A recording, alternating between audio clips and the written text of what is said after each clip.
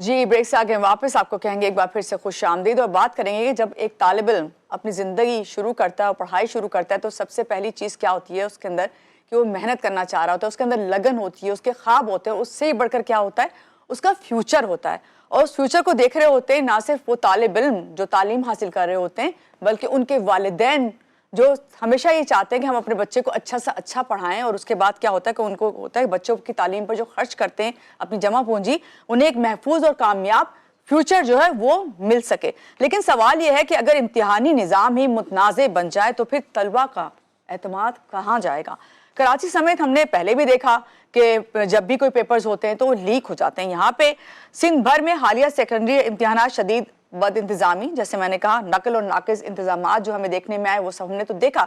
लेकिन दूसरी जानिब जब हम कैम्ब्रिज सिस्टम की बात करते हैं ना तो कहते हैं कि वहाँ बहुत फेयर सिस्टम है और बेहतर से बेहतर निज़ाम होता है, मगर वहाँ पे भी हमने देखा कि वो शफाफ नहीं था, मुनज़्ज़म नहीं था और उसके साथ साथ जो उनका मेयार था इम्तिहानी मराकज़ का वो भी सही नज़र नहीं आया। भारी फीसें, सख्त निगरानी और मेरिट के दावे, ये सब धरे के धरे और साइड पर रह गए। मगर अब पाकिस्तान में जो जारी ओ लेवल के इम्तिहानात हैं, इस पे जो पेपर लीक हुआ है, इसकी क्या वजूहात हैं, क्या सिस्टम की खराबी है या फिर ये इस तरह निज़ाम चलता रहेगा जिस तरह हमेशा से चलता चला आ रहा है, इस पर हम बात करेंगे। हमारे साथ जो गेस्ट हैं पहले उनका आपसे तारुफ करवाऊंगी। हमारे साथ हैं अख्तर आराई साहब, चेयरमैन प्राइवेट स्कूल फेडरेशन, उनसे मिलते हैं और पहले उनसे बात करते हैं। अस्सलाम वालेकुम अख्तर साहब, कैसे हैं आप? वेलकम करते हैं आपको। वालेकुम अस्सलाम। मैं बिल्कुल ठीक हूँ और आज स्टूडियो में आप नहीं है तो मुझे बिल्कुल अच्छा नहीं लग रहा, लेकिन आप क्योंकि इस्लामाबाद में तो इसलिए वहाँ पर हैं। लेकिन अख्तर साहब, अभी आपसे मैं बात शुरू करती हूँ। हमें स्टूडियो में ज्वाइन किया है नूर अली साहब हैं, ए लेवल्स टीचर हैं, उनसे ही पहले मिलते हैं। अस्सलाम वालेकुम, कैसे हैं नूर अली? आप ठीक हैं? बहुत शुक्रिया कि आपने हमें ज्वाइन किया। जी वालेकुम अस्सलाम, अल्हम्दुलिल्लाह ठीक हूँ जी। आपसे बात करते हैं नूर अली। मैं जरा अख्तर साहब से पहले एक बात करना चाहूँगी कि अख्तर साहब, अभी आप यहाँ बैठे थे आके और हमने बहुत बातें की इस पे कि भाई पेपर लीक हो जाते हैं, तलबा जो है परेशान है, ये सारी चीज़ें। लेकिन कैम्ब्रिज सिस्टम को जो हमेशा से शफाफ कहते हैं होता है, काबिल एतमाद समझा जाता है, यहाँ पर पेपर लीक होना इस एतमाद को कितना मुतासिर किया? ख़ास तौर से स्टूडेंट्स का जो एतमाद होता है उससे बढ़कर उनके वालिदैन का होता है, टीचर्स का होता है। देखिए, यकीनन जो मैट्रिक सिस्टम है उसकी तो आपको पता ही है वैलिडिटी क्या बची है अभी। और बिल्कुल दूसरी तरफ अब जो कैम्ब्रिज सिस्टम एक था और है अभी भी, अब वो भी डिक्लाइनिंग की तरफ जा रहा है जिस तरह के वाकयात होते हैं। जी। उसके सॉल्यूशंस तो कैम्ब्रिज बोर्ड निकाल लेता है, बट ये है कि क्या हर पेपर आउट हो जाए या उसके कुछ चंद सवालात आउट हो जाएं, क्या कैम्ब्रिज बोर्ड उसी तरह के मेथड से टॉप करेगा? बात यह है कि इसमें जो वैलिडिटी है, जो एक शफाफियत है, जो गुडविल है उस एग्जामिनेशन सिस्टम की, जिस पे पूरे पाकिस्तान के अफोर्ड करने वाले जो पेरेंट्स हैं वो बिलियंस ऑफ रुपीस जो है वो लगा देते हैं उसके ऊपर। तो मुझे बताइए कि अब वो क्या करें? देखिए, एक बच्चा जब वो एक कैमरे सिस्टम का तालिब इल्म बनता है तो उसके पीछे एक कैमरे सिस्टम को फॉलो करने वाले तालीमी इदारों से एजुकेशन हासिल करते हुए, भारी फीसें अदा करते हुए, जब वो कैम्ब्रिज बोर्ड में ओ लेवल के एग्जाम्स और उसके बाद ए लेवल के एग्जाम्स देता है, तो आपको पता होना चाहिए जब अरबों रुपए सिर्फ एक एग्जाम पे खर्च हो रहे हैं। पाकिस्तान में इस साल 1 लाख बच्चे जो है वो 1 लाख से ज्यादा बच्चे जो अपीयर हुए हैं, हो रहे हैं ओ लेवल के एग्जाम में। उसमें आप देखें कि 2,11,000 तो एक फीस है। 8 पेपर 7 पेपर जितने होते हैं एक फीस है। तो इसको मल्टीप्लाई 1 लाख से करेंगे तो 21 बिलियन रुपीस बनते हैं। और अगर ये पूरे साल का हिसाब लगाएंगे तो ये 50 बिलियन होते हैं, क्योंकि 2 सेमेस्टर्स होते हैं, 2 बार एग्जाम्स होते हैं, ए लेवल के भी होते हैं। इतना पैसा जब खर्च किया जाता है तो फिर वालिदैन जो क्वालिटी की वजह से, एक रिलायबिलिटी की वजह से, एक अच्छी शफाफियत रखने वाले सिस्टम की वजह से इतनी इन्वेस्टमेंट करते हैं, तो मुझे बताइए कि फिर क्या ट्रस्ट बचेगा और क्या उसकी वैलिडिटी होगी, क्या उसकी साख होगी? जी बिल्कुल सही आपने बात की। आपने जहां वालिदैन की बात की, वहां पे अभी हमारे साथ नूर अली बैठे हुए स्टूडियो में, इनसे मैं पूछती हूँ बतौर उस्ताद, आप बताइए नूर अली कि जो वालिदैन की तो चलिए बात हो रही है और फीसिस के हवाले से हो रही है, लेकिन एक बच्चा जो पढ़ता है और पढ़ने के बाद उसके सामने जो है पेपर लीक हो जाता है तो उसकी जहनी कैफियत किस तरह बयान करेंगे, क्या होती है? अब इतनी बड़ी टेंशन हो जाती है। फॉर एग्जांपल एक बच्चा अगर 3 पेपर्स के अंदर अपीयर हो रहा है, तो जी। जैसे मैथ्स का जो कहते हैं कि पेपर 12 लीक हो गया, तो मैथ्स के अंदर उसको 2 या 4 कंपोनेंट्स वो दे रहा होगा, यानी आगे उसका मैकेनिक्स का पेपर है, फिर स्टैट्स का पेपर है, तो एक तो डीमोटिवेशन उसी में हो गई कि अब तो पहला लीक हो गया, अब पता नहीं क्या होगा, कैम्ब्रिज क्या करेगा, रीटेक होगा नहीं होगा, एक्सेप्ट करेगा, ब्रिटिश काउंसिल नहीं एक्सेप्ट करेगा। यहाँ पे दूसरा मसला ये आ जाता है, फिर उसके जो बाकी पेपर्स है वो भी अफेक्ट हो जाते हैं कि वो फिर बिल्कुल डीमोटिवेट हो गया कि भाई पेपर लीक हो गया, अब तो ये हो गया, अब दोबारा रीटेक होगा, मेरा पूरा साल ज़ाया हो गया। अगर A2 का स्टूडेंट है तो आगे यूनिवर्सिटी एडमिशन्स के अंदर ग्रेड्स चाहिए होते हैं, वो डिले हो जाएंगे, उसके 6 मंथ्स का डिले, कंडीशनल ऑफर मिलती है, फिर अनकंडीशनल ऑफर करने में उसे टाइम लगेगा। तो ये सारे के सारे जो प्रोस्पेक्ट्स है वो सारा जो है ना, वो लूप होल एक बिल्कुल फंस जाते हैं बच्चे और फिर निकल नहीं पाते, और एक अलग ही डिप्रेशन, एक स्ट्रेस है। मतलब अब बच्चा ये फोकस नहीं कर रहा कि ब्रिटिश काउंसिल पे अपलोड होगा कि वो एक्सेप्ट करेंगे या नहीं करेंगे, तो बस उसका वेट कर रहे हैं। ये एक्सेप्ट नहीं कर रहे कि अभी जो हमारा नेक्स्ट पेपर है 1-2 दिन में दूसरे पेपर है, मई के अंदर सारे हैं, तो वो उसकी तैयारी नहीं कर रहे, बल्कि ये कह रहे हैं अच्छा ब्रिटिश काउंसिल ने ये वाला पेपर एक्सेप्ट कर लिया, ये वाला नहीं किया, तो यानी अब मैं इसका पढ़ूं, इसका नहीं पढ़ूं। मतलब एक बड़ा डाउटफुल सी सिचुएशन तो है। ऐसे में टीचर के लिए भी मुश्किल हो जाती होगी। जी जी, टीचर्स के लिए बहुत ज़्यादा मुश्किल है कि टीचर्स को बार बार ये पूछते हैं कि भाई सर आप बताएं, आप ब्रिटिश काउंसिल में बात करें, उनसे डिस्कस करें ये कि भाई ये लीक हुआ है नहीं हुआ है, क्योंकि बेसिकली एक जो सबसे बड़ा मसला आ रहा है वो आ रहा है टाइम जोन का। हमारा जो पेपर CAI का होता है वो होता है जोन 4 में। जोन 4 में तकरीबन 6 कंट्रीज़ हैं, एक श्रीलंका है, एक इंडिया है, एक ये है। अब श्रीलंका में अगर टाइम हम लोग मैच करें, जैसे 9 o'clock पे वहाँ स्टार्ट हो रहा है, तो तकरीबन 1 आवर का डिफरेंस है। बिल्कुल। तो 1 घंटे पहले वहाँ पेपर स्टार्ट हो जाता है। वहाँ से अगर 1 घंटे पहले कोई भी जो वहाँ के इंस्ट्रक्टर्स हैं वहाँ से पेपर कोई भी भेज दे, वो अपलोड हो जाए, तो आप इसका मैकेनिज्म अभी तक ब्रिटिश काउंसिल सॉर्ट आउट नहीं कर सकी। तकरीबन 10-15 साल हो गए, पहले तो उर्दू, इस्लामियत, पाकिस्तान स्टडीज़ के भी पेपर लीक हो रहे थे। तो इतना बड़ा डिबेकल है। फिर आपको पता है एक्सपो के अंदर पेपर्स हो रहे हैं, ना वहाँ पे कोई टेंट्स लगा के दे रहे हैं। ब्रिटिश काउंसिल ने बिल्कुल ही छोड़ दिया, लावारिस समझ लिया। हालांकि जैसे इन्होंने बताया इतनी इतनी फीस दे रहे हैं, 50 अरब एक चीज़ से आपको मिल रहा है, आप उस पर थोड़ी तो इन्वेस्टमेंट कर सकते हैं। एक अच्छा टेंट ही लगा के देते हैं, वहाँ पे आपको पता है पूरी रोड भी बन रही है। बहुत सारे मसले मसाइल हैं पेरेंट्स के लिए, कोई वेटिंग एरिया नहीं है, कुछ नहीं है, कोई बिल्कुल। मैं भी वहाँ से गुजरती हूँ साहब, मुझे नजर आता है ये हालात क्या है। अख्तर साहब, अभी आपने भी जिक्र किया, नूर साहब ने भी जिक्र किया, भारी फीसें अदा करना वालिदैन के लिए, तो वालिदैन को जब खदशात लायक हो गई हैं तो वो तो जायज़ ही है ना, क्या कहेंगे इस पर आप? जी बिल्कुल। देखें, इसका इम्पैक्ट जो है वो एक लीक होने से पूरे एग्जाम पे पड़ता है। चाइल्ड साइकोलॉजिकली डिप्रेस हो जाता है और उसको किसी कैफियत का पता नहीं होता। जो एक्चुअली प्रॉब्लम की निशानदेही नूर साहब ने की है, बहुत बेहतर की है, कि जो ये जून का इशू है, जो 1 जून में पेपर 1 घंटा पहले आउट हो रहा है, तो उस तरह से इसका इम्पैक्ट पड़ता है। इसके लिए कोई ऐसा मैकेनिज्म नहीं बनाया जा सका कि जिससे ये कंट्रोल हो और एक पेपर जो है कबल वक्त जो है किसी भी उस 1 जून के अंदर वो आउट ना हो, यानी कि वो जाए ना। जी। अब देखिए, कम्युनिकेशन का दौर है, कनेक्टिविटी है, अब तो बहुत कुछ हो जाता है, अब तो हैकिंग हो जाती है। तो बात यह है कि हमें ब्रिटिश काउंसिल को अपने आप को अपग्रेड करना चाहिए, कैम्ब्रिज बोर्ड को अपग्रेड करना चाहिए, फैसिलिटीज प्रोवाइड करनी चाहिए। इतनी भारी फीसें लेने के बाद भी अगर वही मैट्रिक सिस्टम के एग्जामिनेशन के टाइप पर हमारे बड़े बड़े हॉल्स में बिठा दिया जहां पर ना एसी है, पहले एक वक्त में बहुत फैसिलिटीज होती थी, अब जो है सिर्फ इसमें प्रॉफिट मेकिंग हो रही है या व्हाटएवर जो भी कैफियत है।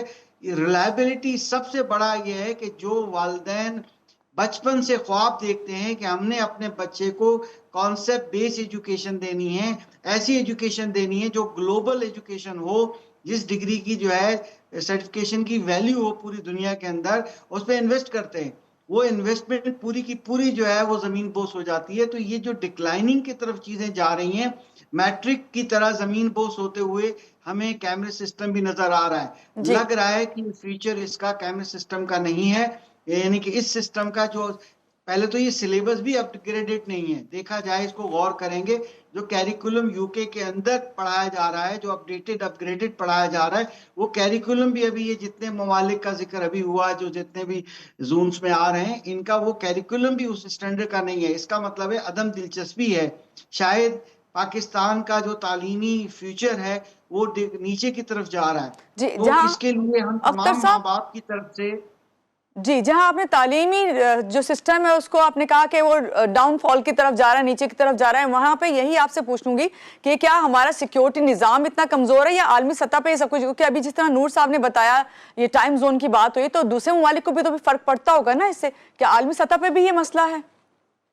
जी बिल्कुल है। देखिए ये जो कंट्रीज है ना जहाँ एग्जाम्स हो रहे हैं, जो ये वाला इसके हिसाब से होते हैं, जी। वहां पर सब पे इफेक्ट पड़ रहा है। मगर ये है कि क्या इसके लिए दिलचस्पी है कैम्ब्रिज बोर्ड की, क्या जो ब्रिटिश काउंसिल है, क्या इनकी इंटरेस्ट है कि अपने मयार को कायम दायम रख सकें?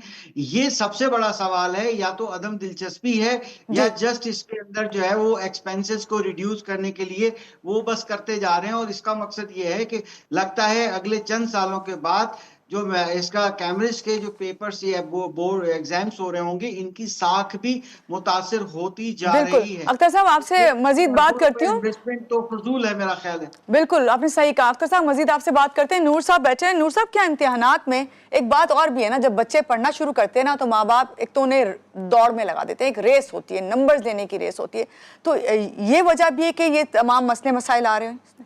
अब देखें ना, एक इतनी बड़ी इन्वेस्टमेंट है। फॉर एग्जांपल एक मिडिल क्लास पर्सन है, तकरीबन महीने का किसी की ₹1,00,000 फीस पड़ रही है, 65,000 है कुछ है, शाम को अकेडमीज भी जा रहे हैं, वहाँ पे अकेडमीज के अलग पैसे दे रहे हैं, सुबह स्कूलों के अलग है। तो वो तो अपने तमाम एक्सपेंसेस रोक के, कोई अपनी मेडिकल नहीं करवा रहा, कुछ नहीं कर रहा, बच्चों की रजिस्ट्रेशन फीस जैसे 2-2 लाख रुपए भर रहे, तो कई कई महीने वो जमा करके उनके पैसे वगैरह वो ऐड ऑन करके उधर दे रहे होते हैं। तो उनके लिए तो पूरी ज़िंदगी का सरमाया यही चीज़ होती है कि भाई जैसे पहले होता था इंटर ए लेवल्स, यही एक पार्ट होता है कि ज़िंदगी का सारा सरमाया लगा दिया कि भाई एक क्रेडिबल इन्फॉर्मेशन। अब ब्रिटिश जब भी इनको कहते हैं कैम्ब्रिज इंटरनेशनल वालों को, तो अब डिफरेंट अदर बोर्ड्स भी आ गए, लोग उस तरफ शिफ्ट भी करेंगे। जैसे इनका अपना ही दूसरा बोर्ड है, OCR एक बोर्ड है, उसके ऊपर जा सकते हैं। AQA के काफ़ी स्कूल्स ने स्टार्ट कर दिया है। IB जो है, जो कनाडा का प्रोग्राम है इंटरनेशनल बैकलॉरेट, उसकी भी बहुत ज़्यादा ममालिक में क्रेडिबिलिटी है, ख़ासतौर से कनाडा और अमेरिका के अंदर, US के अंदर डायरेक्टली आपको वहाँ पे प्रोविज़न मिल जाता है। तो ये जो चीज़ें होती जा रही हैं, शिफ्ट अब अल्टरनेटिव्स की तरफ जा रहे हैं।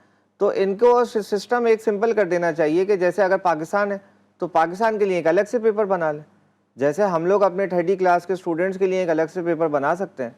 तो इतना ज़्यादा मुश्किल नहीं है कैम्ब्रिज वालों के लिए कि वो एक पेपर सिंपल इसके लिए अलग से डिवाइस कर दें, हर कंट्री का अलग अलग पेपर कर दें और उसी हिसाब से कंडक्ट करें। तो फिर वो टाइम जोन का भी डिफरेंस खत्म हो जाएगा, क्योंकि पहले सिर्फ एक ही कंपोनेंट होता था। जैसे 41 एक पेपर है तो एक का 41 होता था, अब इन्होंने 3 कर दिए, 42, 43, 44। तो 4-4 कंपोनेंट, यानी मैकेनिक्स का एक कहीं 41 हो रहा है किसी मुल्क में, कहीं 42 हो रहा है, कहीं 43, कहीं 44। तो इसी तरह आप हर कंट्री वाइज कर दें, ताकि टाइम जोन का अगर जो डिफरेंस है वो वाली बात से भी आप निकल आए, कोई इतना मुश्किल नहीं है। दूसरा बात यह है कि इनको गवर्नमेंट सतह पे भी इनको प्रेशराइज करना पड़ेगा कि ये लोग हमेशा ये करते हैं, फॉर एग्जांपल अगर एक कंपोनेंट लीक हुआ तो वो कहते हैं हम जो दूसरा कंपोनेंट है उसके ऊपर पूरी ग्रेडिंग कर देंगे। अब फॉर एग्जांपल मेरा कोई स्टूडेंट है या मैं खुद हूँ, अगर मेरी प्योर मैथ्स अच्छी है और उसके अंदर मेरे ज़्यादा नंबर है, अब वो ग्रेड ही नहीं हुआ, और मेरी स्टैटिस्टिक्स जो दूसरा पोर्शन है जो कि 50% वेटेज का है वो मेरी अच्छी नहीं है, सिर्फ उसके ऊपर अगर मेरा वेटेज हो जाएगा तो उसका मतलब ठीक है, मेरा साल जाया हो गया। आपने बिल्कुल सही बात की। नूर साहब, अख्तर साहब हमारे साथ ही हैं। अख्तर साहब, मुझे ये बताइए कि आप इस वक्त क्या सजेस्ट करेंगे, क्या करना चाहिए? इस तरह नूर साहब भी कह रहे हैं कि अलग अलग, क्योंकि टाइम जोन अलग है तो इस पेपर भी अलग हो जाना चाहिए। आप क्या समझते हैं, कौन सा जो सिस्टम है वो बेहतर रहेगा, कौन सा निज़ाम लेके आना चाहिए जिससे ये पेपर्स में शफाफियत नजर आए हमें? देखिए मैं तो ये चाहूंगा कि एग्जामिनेशन से भी पीछे हमें जाना पड़ेगा, सिर्फ एग्जामिनेशन की बात नहीं करनी पड़ेगी। अब यहाँ पर इतने एक्सपर्टीज आ गई हैं कि पास पेपर के हिसाब से तरीकों से इस तरह की तैयारी कराई जा रही है, चाहे वो स्कूल्स हों चाहे वो एकेडमिक्स हों, वो सब लोग इतना एक्सपर्ट हो चुके हैं कि बच्चों को बहुत to the point theoretical concept दे देते हैं, होते वो कॉन्सेप्ट बेस हैं। क्यों ना स्किल्स की तरफ जाया जाए, जैसे कैनेडियन सिस्टम का जो IB की बात की या इस तरह के दूसरे, उसके पीछे उसका कॉन्सेप्ट क्या है। फॉर एग्जाम्पल अक्सर ये एग्जाम्पल दी जाती है, IB का कॉन्सेप्ट ये है कि अगर हमने एक चैप्टर है स्टोन लाइफ का, और बच्चे को हम स्टोन लाइफ के एनवायरनमेंट में लेके जाएंगे पहले, वहां जाके वहां कैंप लगाएंगे और वहां आग जलाने से भी पत्थर से जलानी पड़ेगी ताकि उन बच्चों को बड़े स्ट्रॉन्ग कॉन्सेप्ट्स आ जाएं। यानी प्रैक्टिकली आप कह रहे हैं कि काम किया जाएगा। बिल्कुल, कहने का मकसद ये है कि स्किल बेस एजुकेशन होना बहुत जरूरी है, क्रिएटिविटी लाना, इनोवेशंस लाना, और ये बहुत ज्यादा इंपॉर्टेंट है। दूसरी तरफ आम जबान में ये समझ लीजिएगा, जैसे मैट्रिक के अंदर एक थ्योरी पेपर होता है और एक प्रैक्टिकल पेपर होता है, हमें पूरे सिस्टम को बेहतर करना होगा। प्रैक्टिकल का मकसद इसी तरह से अगर ये करेंगे तो बहुत सी चीजें बेहतर होंगी और क्लियर हो जाएंगी। बिल्कुल सही बात कह रहे हैं अख्तर साहब आप। वो बहुत वैलिड तजवीज है कि कंपोनेंट वाली जी। अगर कम से कम ये इस तरह से कर दिया जाएगा तो वो ज्यादा इम्कानात है कि पेपर हमारे लीक नहीं होंगे। बिल्कुल ठीक। अच्छा नूर साहब, अभी जिस तरह पेपर लीक होने की बात हो रही है, तमाम सिस्टम की बात हो रही है, वहां पे क्या आप समझते हैं कि अगर पेपर वाकई पहले से लीक हुआ, और हमने तो ये तक सुना कि फरोख्त भी हुआ $100 में, $200 में, तो क्या कहेंगे इदारे इसको रोकने में क्यों नाकाम रहे? क्योंकि बाकी चीजें तो आपने बता दी, बस ये जरा थोड़ी सी बात हमें बता दें। इसमें बेसिकली ये है कि उन्होंने कोई चेक एंड बैलेंस सिस्टम नहीं बनाया हुआ इस चीज़ के ऊपर, और ये इतने अरसे से लीक हो रहा है क्योंकि इनके ऊपर कोई प्रेशर नहीं पड़ रहा रेगुलेटर से। फॉर एग्जांपल अगर एक कंपोनेंट लीक होता है तो ये कहते हैं हम दूसरे कंपोनेंट पे जज करके दे देंगे। अगर कोई पेनल्टी इम्पोज की जाए, फॉर एग्जांपल कोई सा भी पेपर लीक हुआ है, आपको टोटल रिफंड देना है तमाम स्टूडेंट्स को। कुछ ना कुछ मैकेनिज्म होना चाहिए। अगर कोई सी भी पेनल्टी आ जाएगी, फाइनेंशियल कॉस्ट आएगी, तो नेक्स्ट टाइम वो और ज़्यादा विजिलेंट होंगे, अकाउंटेबिलिटी अपने चेक्स और बैलेंसेस को और ज़्यादा स्ट्रॉन्ग करेंगे कि ऐसे ना किया जाए। मसला ये आ रहा है कि क्योंकि उनको कोई रिफंड नहीं करना पड़ा, कोई पैसे नहीं है, कोई फाइनेंशियल कॉस्ट नहीं है, कोई कॉस्ट ही नहीं आती कैम्ब्रिज वालों को, बस सिर्फ ये आता है वो एक्सेप्ट करते हैं। वो कहते हैं एक कंपोनेंट नहीं, हम दूसरे कंपोनेंट के ऊपर जज कर लेंगे, अगर आपको दोबारा देना आप दोबारा रीअपीयर हो जाए। तो ये जो हमारे पास टाइम कॉन्स्टेंट और जो स्टूडेंट्स के ऊपर जो भी इमोशनल और दूसरे कॉस्ट पड़ती हैं, अगर उनके ऊपर ये मुंतकिल की जाए जो कि जिनकी तरफ से लीक हुआ है, फॉर एग्जाम्पल रेगुलेटर्स ये कहें कि नहीं आपकी तरफ से लीक हुआ है, आपको या तो पेनल्टी देनी है, इसको रोका जा सकता है। बिल्कुल, बहुत बिल्कुल। शुक्रिया नूर साहब, आप हमारे साथ थे, और अख्तर राज साहब आप हमारे साथ थे, आपका बहुत शुक्रिया। यहाँ पे आपको कहेंगे लेते हैं एक छोटी सी ब्रेक के बाद आप चाहते हैं रहिएगा हमारे साथ।